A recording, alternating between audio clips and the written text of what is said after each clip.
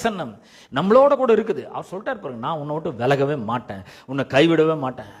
அவர் சொல்லிடுறாரு. ஆனா நம்ம வாழ்க்கையில பல பிரச்சனைகள் நம்ம மோதி அடிக்குது. நம்முடைய குறித்த பயம், நம்முடைய எதிர்காலத்தை குறித்த பயம் வருது, நம்முடைய பிள்ளைகளை குறித்த பயம் வருது, அவருடைய வாழ்க்கை குறித்த பயம் வருது, புருஷனை குறித்த பயம் வருது, மனைவி குறித்த ஒரு கவலை வருது, சரீர சுகத்தை குறித்து, அவங்க வியாதியா இருக்கும்பொழுது சரீர சுகத்தை குறித்து ஒரு கவலை வருது, பொருளாதார பிரச்சனை சிக்கல்கள் நம்மளை வாட்டி வதைக்குது.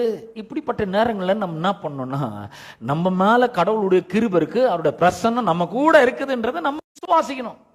ஆண்டவரே, நீர் உம்மை நான் அறிந்து கொள்ளட்டும், உம்முடைய வழி எனக்கு போதியும், உம்முடைய சமூகம், உம்முடைய பிரசன்னம் என்னோடு கூட இருக்கட்டும். எனக்கு சமாதானம் தந்திருக்கிறீர், ரெஸ்ட் கொடுத்துக்கிறீர், இளைப்பாறுதலை தந்திருக்கிறேன்னு சொல்லி இருக்கிறீர்.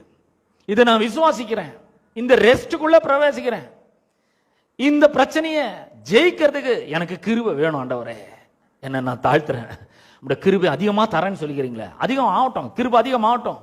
கிருபை அதிகமாகும் பொழுது அபிஷேகம் அதிகமாவது, கர்த்தர் நம்ம கூட இன்னும் அதிகமாக இருக்கிறத நம்ம விசுவாசிக்க ஆரம்பிக்கிறோம். நமக்குள்ள ஒரு பெரிய தெய்வீக ஸ்ட்ரென்த் உண்டாகுது, தெய்வீக ஞானம் வருது, கடவுளுடைய சப்போர்ட் வந்து கிடைக்குது, கடவுளுடைய உதவி வந்து நமக்கு கிடைக்குது.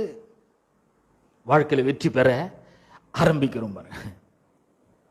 அவர் சொல்றாரு, இங்கிருந்து உங்களுடைய பிரசன்னம் எங்களுக்கு முன்னாடி போலன்னா எங்களை இங்கிருந்து கொண்டு போகாது, நாங்க எங்கேயும் போல அப்படின்னா. 16ஆம் வசனம், எனக்கும் உமது ஜனங்களுக்கும் உம்முடைய கண்களிலே கிருபை கிடைத்தது என்பது எதனால் அறியப்படும்? எப்படி தெரிஞ்சுக்கிறது? இப்ப எனக்கு கிருபை இருக்குதா இல்லையா எப்படி தெரிஞ்சுக்கிறது? உள்ள ஒரு பெரிய பீஸ் இருக்கணும்.